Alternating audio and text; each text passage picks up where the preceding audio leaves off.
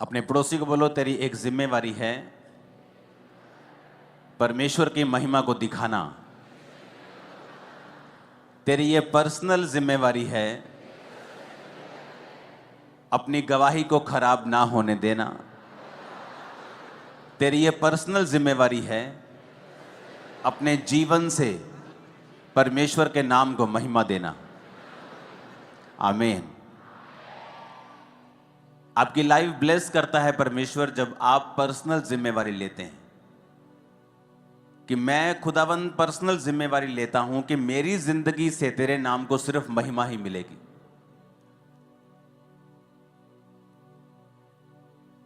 जब आप अपने काम पर हैं, आप चोरी नहीं करते, ये एक पर्सनल महिमा है खुदावंद को देना कि ये क्रिश्चियन है इसलिए चोरी नहीं करता, परमेश्वर के नाम को महिमा मिलती है। आप अपने मोहल्ले में हैं, आप बाकियों की तरह चुगली नहीं करती, आपको नहीं इंटरेस्ट कि दूसरे के घर में क्या हो रहा है, आपको इंटरेस्ट है कि आज मैंने प्रार्थना की है कि नहीं की, आज मैंने बाइबल पढ़ी है कि नहीं पढ़ी, आज मेरे बेटे ने, मेरी बेटी ने, मेरे हस्बैंड ने परमेश्वर में समय बिताया है कि नहीं बिताया। आपको पता है कि अगर आप भी उनके जैसा ही करेंगे तो ये परमेश्वर की महिमा नहीं होगी। और जब आपकी जिंदगी से, पर्सनल जिंदगी से प्रभु की महिमा नहीं होती, वो आपको नहीं बढ़ाता।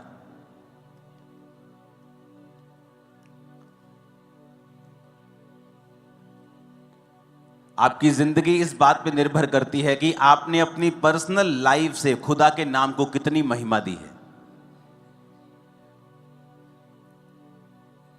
क्या आपने अपनी जिंदगी में ऐसे कुकर्म किए हैं कि परमेश्वर के नाम को निंदा जा रहा है, कि आपने अपनी जिंदगी में ऐसे काम किए हैं कि परमेश्वर के नाम को महिमा मिल रही है। परमेश्वर ने कहा तुम्हारे भले कामों को देखकर लोग तुम्हारे पिता की जो स्वर्ग में है लोग बढ़ाई करें। जब इजरायली लोग निकले वहां से तो बड़े चमत्कार दिखा के निकले। तो जब इजरायली लोग वहां पहुंचे नहीं जहां उनको पहुंचना चाहिए था, तो आप जानते हैं लोगों ने क्या कहा? लोगों ने परमेश्वर के नाम को निंदा दी। परमेश्वर ने कहा इनका परमेश्वर तो बड़ी बड़ी बातें करके इनको यहां से ले गया था, लेकिन वहां नहीं पहुंचाया जहां इन्हें पहुंचाने का वायदा परमेश्वर ने किया था।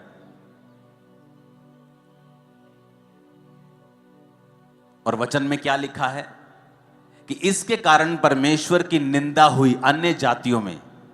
अन्य जातियों ने यह नहीं देखा कि अगर वो इजरायली नहीं पहुंचे कनान में तो उसका कारण, वो कारण नहीं ढूंढा उनको नहीं पता कि वो व्यभिचार के कारण नहीं पहुंचे, वो मूसा के खिलाफ कुड़कुड़ा के वहां नहीं पहुंचे, वो उन्होंने मूर्ति पूजा की इसलिए वहां, वो उन्होंने कुछ नहीं देखा। उन्होंने सिर्फ यही देखा कि ये वहां पर नहीं पहुंचे क्योंकि परमेश्वर ने पहुंचा नहीं पाया। और बाइबल कहती है अन्य जातियों ने परमेश्वर के नाम की निंदा की। आपके कारण अगर परमेश्वर के नाम को महिमा मिलेगी, परमेश्वर आपको पब्लिकली रिवॉर्ड करेगा और बढ़ाएगा।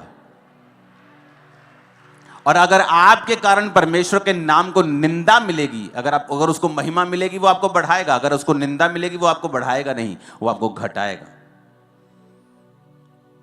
और ये शुरुआत होती है छोटे लेवल से। जब आपको कोई नहीं देख रहा और फिर भी आप परमेश्वर में वफादार हैं, तो परमेश्वर आपको आगे लेके जाता है। उस चोरी को, उस व्यभिचार को कोई नहीं देख रहा, किसी को मालूम नहीं होगा, लेकिन परमेश्वर को मालूम होगा, जो बढ़ाने और घटाने वाला परमेश्वर है, जो ये कहता है मैं ही मरहम लगाता हूं, मैं ही घायल करता हूं, मैं ही पट्टी बांधता हूं, मैं ही मारता हूं, मैं ही जिलाता हूं। रोमियो 2 उसकी 24 आयत में आप स्क्रीन पर देखेंगे, सिर्फ नोट करेंगे और पढ़ेंगे घर जाके इसको। क्योंकि तुम्हारे कारण अन्य जातियों में परमेश्वर के नाम की निंदा की जाती है। इसमें परमेश्वर कंप्लेंट करता है कि तुम्हारे कारण। परमेश्वर ने यह नहीं कहा मेरे कारण या शैतान के कारण कि शैतान कर रहा है। परमेश्वर ने कहा नहीं, तुम्हारे कारण परमेश्वर की निंदा की जाती है अन्य जातियों में। वचन में लिखा है, जब आप न्यायियों 6 उसकी 1 से 6 आयत पढ़ते हैं, तब इजराइलियों ने यहोवा की दृष्टि में बुरा किया, इसलिए यहोवा ने उन्हें मिद्यानियों के वश में 7 वर्ष तक रखा और मिधानी इजरायलियों पर प्रबल हो गए, और मिधानियों के डर के मारे इजरायलियों ने पहाड़ों के गहरे खड्डों और गुफाओं और किलों में अपने निवास बना लिए। जब जब इजरायली बीज बोते तब तक मिधानी, अमालेकी और पूर्वी लोग चढ़ाई करके सब कुछ खत्म कर देते थे। अब अज्जा तक छावनी डाल डालकर भूमि की उपज नष्ट कर डालते थे, और इजरायलियों के लिए ना तो भोजन वस्तु, ना भेड़ बकरी, ना गाय बैल, ना गधा छोड़ते थे। 6 आयत में लिखा, मिधानियों के कारण इजरायली बड़ी दुर्दशा में पड़ गए। तब इजरायलियों ने यहोवा की दुहाई दी। और पहली लाइन में फिर पढ़ेंगे, इजरायलियों ने यहोवा की दृष्टि में बुरा किया, इसलिए यहोवा ने उन्हें मिधानियों के वश में 7 वर्ष तक रखा। अब यहां शैतान प्रबल नहीं हुआ उनके ऊपर। यहां कहीं नहीं लिखा कि शैतान ने उनको अपने वश में कर लिया। परमेश्वर ने कहा वो परमेश्वर से मुड़ गए और इजरायलियों ने पाप किया, इसलिए परमेश्वर ने उन्हें मिधानियों के यानी उनके दुश्मन के वश में 7 वर्ष तक रखा। इसलिए नहीं कि शैतान भारी था। मैं आपको बताना चाहता हूं कि जब आप मौका देंगे शैतान को, अन्य जातियां खुश होंगी। नहीं तो अन्य जातियों के पास 0.11%, 0.0001% भी पावर नहीं है आपके ऊपर रेन करने की, आपके ऊपर चढ़ने की। मैं आपको बताता हूं, आप परमेश्वर के दास और दासियां हैं। उसके बेटे और बेटे किसी की औकात नहीं है आपको छू जाए। मैं आपको बता रहा हूं।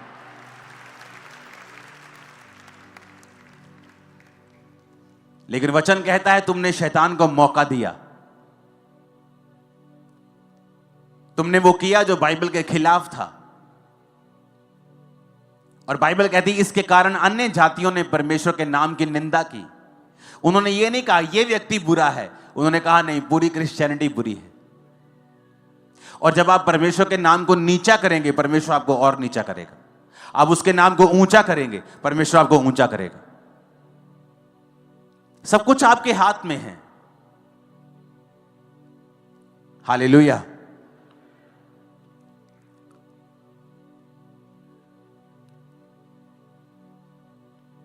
तब क्या हुआ? 7 आयत में लिखा है, न्यायियों 10 उसकी 6 से 10 जब आप पढ़ते हैं, 6 में लिखा जब इजरायलियों ने यहोवा की दृष्टि में फिर बुरा किया, तो 7 आयत में लिखा यहोवा का क्रोध इजराइल पर भड़का और उन्हें पलिश्तियों और अमोनियों के अधीन कर दिया। पूरी बाइबल आप पढ़ के देखो, जब जब इजरायलियों ने बुरा किया, परमेश्वर ने उन्हें दुश्मन के वश में कर दिया। एक सताव होता है आपको बढ़ाने के लिए होता है, एक होता है कि आप अपनी गलतियों की वजह से उस चीज में पड़ते हैं। और यहां पर अगर आप बाइबल में पूरी बाइबल को ध्यान से पढ़ेंगे तो वचन में लिखा है कि हमेशा इजरायली फंसते थे अपने पाप के कारण, और फिर परमेश्वर की दुहाई देते थे। परमेश्वर उन्हें फिर छुड़ाता था, फिर वो परमेश्वर में बिगड़ जाते थे, फिर वो दुश्मन के वश में चले जाते थे, फिर परमेश्वर की दुहाई देते थे, और फिर परमेश्वर ने छुड़ाता था। ऐसा चलता रहा कितने 100 सालों तक। जबकि ऐसा करने के लिए आप नहीं बुलाए गए हैं। आप बुलाए गए हैं, बाइबल कहती है, परमेश्वर के गुणों को दिखाने के लिए, परमेश्वर की ग्लोरी को दिखाने के लिए, उसके गुणों को दिखाने के लिए, उसकी पावर को दिखाने के लिए।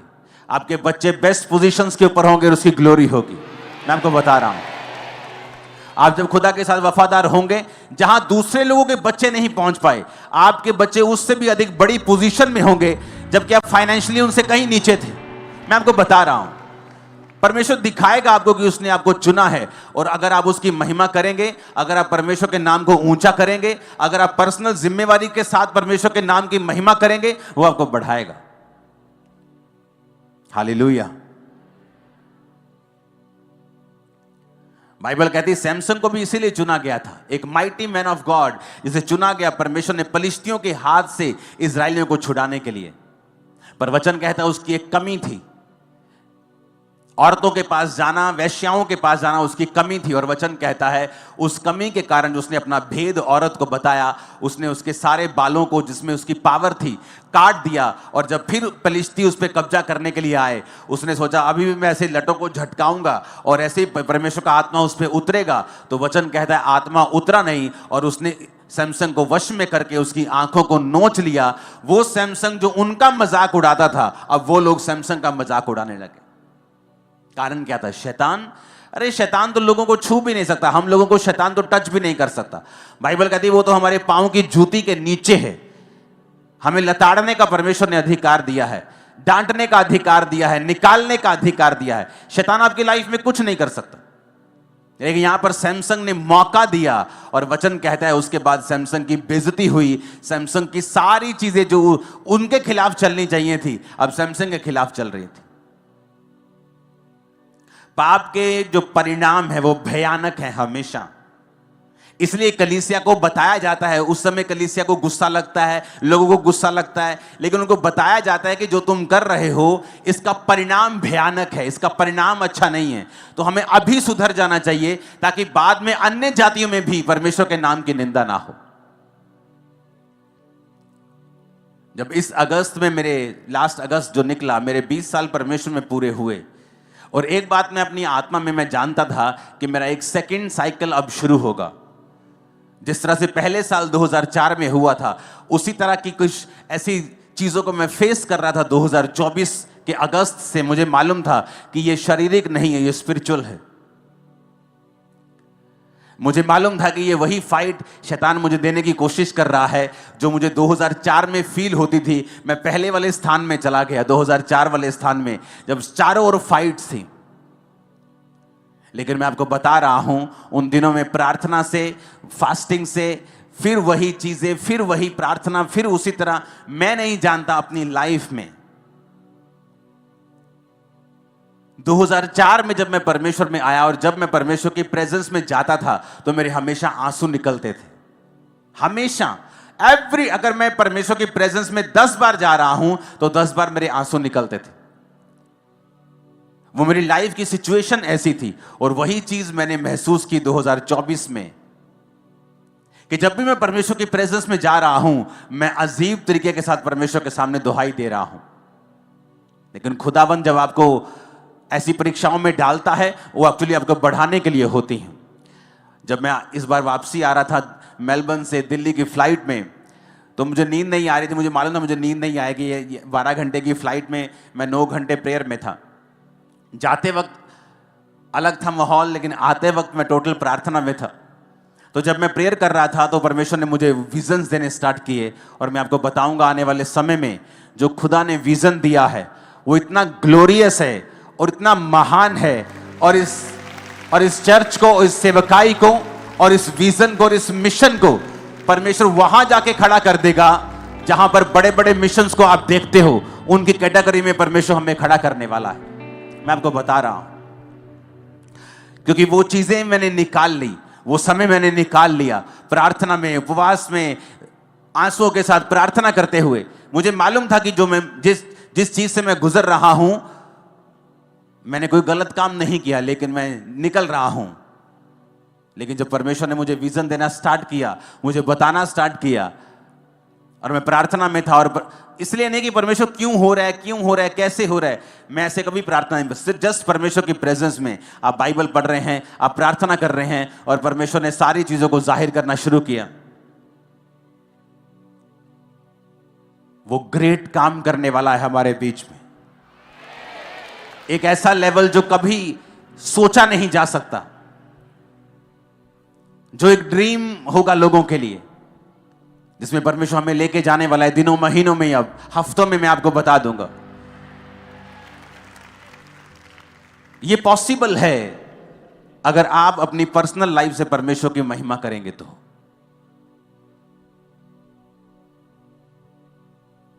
अगर आप अपनी वाइफ के सामने भी ब्लू फिल्म देख रहे हैं, आपने अपनी पर्सनल गवाही को खत्म कर लिया है। अगर आपकी फैमिली को पता है आप झूठ बोलते हैं, तब भी आपने अपनी पर्सनल गवाही को खत्म कर लिया है। आपकी पर्सनल टेस्टिमनी आपके लिए सबसे बड़ा ट्रेजर है, सबसे बड़ा धन है, सबसे बड़ा खजाना है। आपकी गवाही जो आपको अपने आसपास लोगों को पहले बतानी है। पहले आपके लोकल लोगों को आपकी गवाही मालूम होगी, फिर आपके मोहल्ले को, फिर आपके नगर को, आपके देश को, आपके पूरे वर्ल्ड को फिर आपकी टेस्टिमनी मालूम होगी। लेकिन शुरुआत आपके घर से होगी, आपके आसपास के लोगों से होगी कि आप कैसे हैं। हो सकता है कई साल आपकी सिचुएशन चेंज ना हो और परमेश्वर ये चेक करे कि आप कैसे हैं। जो विजन, जो मिशन परमेश्वर ने आपको दिया है, कि आप उसको संभाल पाएंगे, कि आप उसके काबिल हैं, वो आपको परखेगा कई तरीकों के साथ। और मैं लोगों को एक मैसेज देना चाहता हूं जो परमेश्वर ने आज अभी इस मीटिंग में आने से पहले मुझे दिया है। जिन लोगों को लगता है कि परमेश्वर के नाम को ऐसा बोला जा रहा है किसी व्यक्ति के कारण या किसी के कारण, उनको एक वचन जो परमेश्वर ने मुझे दिया मैं आपको देना चाहता हूं। यहोशूएल 36 उसकी 23 हम सब पढ़ेंगे भी, सब स्क्रीन पर भी देखेंगे, सब बाइबल की ओर भी देखेंगे अगर बाइबल आपके पास है तो। परमेश्वर कहता है, मैं अपने बड़े नाम को पवित्र ठहराऊंगा, जो जातियों में अपवित्र ठहराया गया, जिसे तुमने उनके बीच अपवित्र किया। और जब मैं उनकी दृष्टि में तुम्हारे बीच पवित्र ठहरूंगा, तब वे जातियां जान लेंगी कि मैं यहोवा हूं। परमेश्वर यहोवा की यही वाणी है।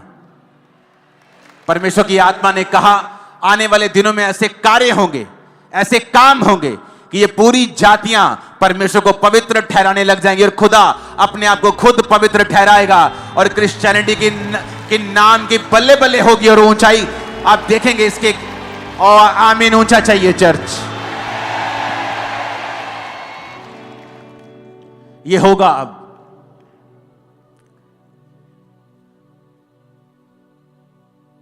अगर किसी दुष्ट की वजह से क्रिश्चियनिटी के नाम को बदनामी मिलती है तो परमेश्वर कहता, मैं अपने नाम को खुद पवित्र ठहराऊंगा। आने वाले समय में आप देखोगे खुदा के नाम को इसी जगहों के ऊपर ऊंचा होते हुए। और ये मेरा नहीं, ये खुदा का वचन है आप लोगों के लिए और पंजाब की कलीसिया के लिए और इंडिया की कलीसिया के लिए और दूर सब देशों की कलीसिया के लिए। वो अपने नाम को पवित्र ठहराएगा और उसे किसी टीवी चैनल की जरूरत नहीं है अपने नाम को पवित्र ठहराने के लिए। जब वो काम करने पे आएगा वो ऐसा करेगा, लोग देखते रह जाएंगे।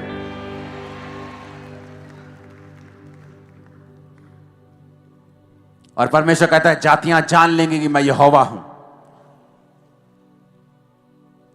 हालेलुया।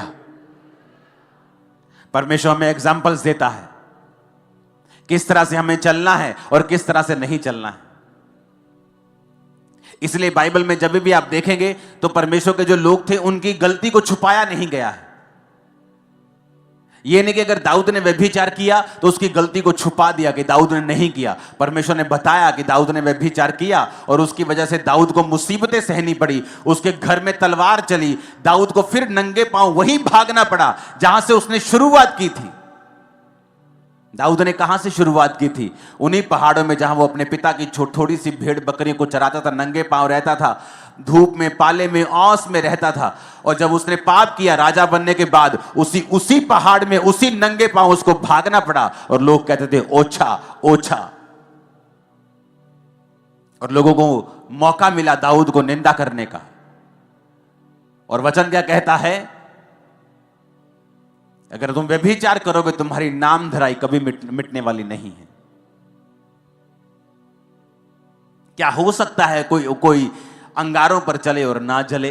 क्या हो सकता है कोई अंगारे अपने कपड़ों के ऊपर रख ले और उसके कपड़े बच जाएं? परमेश्वर ने कहता अगर जो व्यभिचार के ऊपर चलेगा उसका हाल भी ऐसा ही होगा। आपको यह बात समझनी पड़ेगी, आपकी पर्सनल जिम्मेवारी है एज ए क्रिश्चियन कि आप अपने आसपास के लोगों के लिए कैसी एग्जाम्पल हैं। अगर आप बैड एग्जाम्पल हैं तो परमेश्वर का क्रोध आपके ऊपर रहेगा, कोई काम भी सफल नहीं होगा। आपकी टेस्टिमनी जो 1 साल 2 साल में आपको मिलनी है वो कहीं परमेश्वर 20 30 40 साल पर उसको लंबा कर देगा। तो आपको यह बात समझनी पड़ेगी। ये वचन मैंने आपको परमेश्वर की ओर से दिया है कि परमेश्वर कहता है कि मैं अपनी महिमा फिर से बनाऊंगा, अपने नाम को मैं पवित्र ठहराऊंगा और लोग देखेंगे। और मैं आपको ये भविष्यवाणी करके कह रहा हूं, दुनिया के लोग, फॉरेन के लोग भी इंडियन क्रिश्चियंस को स्टडी करने के लिए आएंगे। ये किस तरह से इनका विश्वास इतना मजबूत और इतना सामर्थ्य, मैं आपको बता रहा हूं। आप देखोगे आने वाले समय में दूसरे देशों के लोगों को भेजा जाएगा कि जाओ और इंडियन क्रिश्चियंस जो हैं उनकी लाइफ को स्टडी करो, ये किस तरह से परमेश्वर ने उनकी लाइफ में काम किया। या उन्होंने किस तरह से बेदारी को फैलाया है, उनकी लाइफ्स को जाके स्टडी करो, ताकि हम भी अपने देश में वैसा ही आप देखोगे इस भविष्यवाणी को पूरा होते हुए। आप गोरे लोगों को आप, मैं आपको बता रहा हूं, मोरक्कन को आप बड़े लोगों को, तुर्कियों को आप बड़े लोगों को देखोगे, खासकर व्हाइट स्किन लोगों को आप ज्यादा देखोगे इंडिया में आते हुए, पंजाब में आते हुए, जस्ट स्टडी करने के लिए कि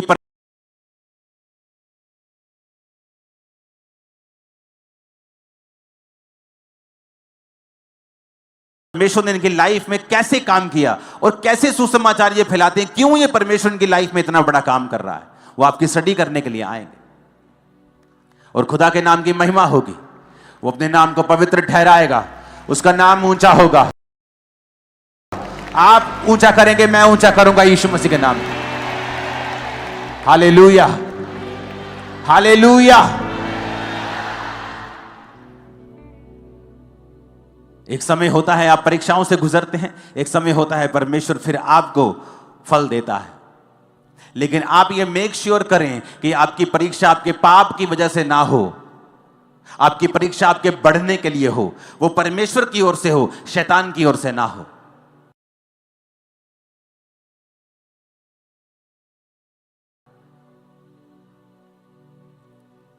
हालेलुया। अपने मन से बात करो धीरे धीरे शब्दों में कि आज से मैं परमेश्वर की जिम्मेवारी लूंगा और मैं खुदा के नाम को महिमा दूंगा। एक भी कर्म नहीं ऐसा करूंगा कि परमेश्वर के नाम को निंदा मिले। मैं और मेरा घराना हम मिलकर परमेश्वर की सेवा करेंगे। आमीन। ऊंचा ये आशीष हमारी है। हालेलुया। तैयार हो खुदावंद की महिमा करने के लिए? पर्सनल जिम्मेवारी है आपकी लाइफ पर। परमेश्वर आपको देख रहा है, वो जानता है आपको, वो देखता है कि आप उसकी मैंने बहुत से लोगों को देखा है,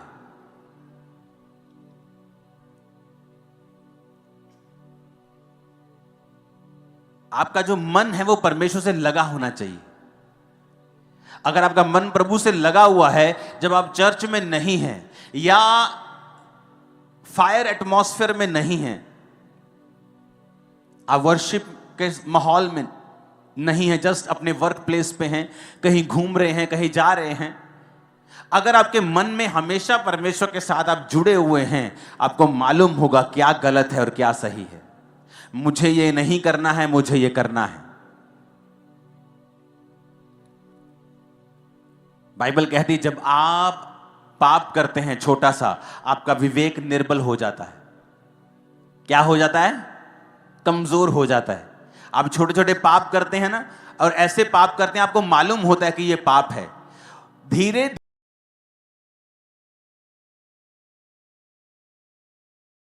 धीरे वो पाप आपकी लाइफ में रेगुलर हो जाता है। अगर आपके शरीर को थकावट हो जाए एक दिन तो बहुत महसूस होती है, लेकिन जब लगातार वो चलती जाती है आप हैबिचुअल हो जाते हैं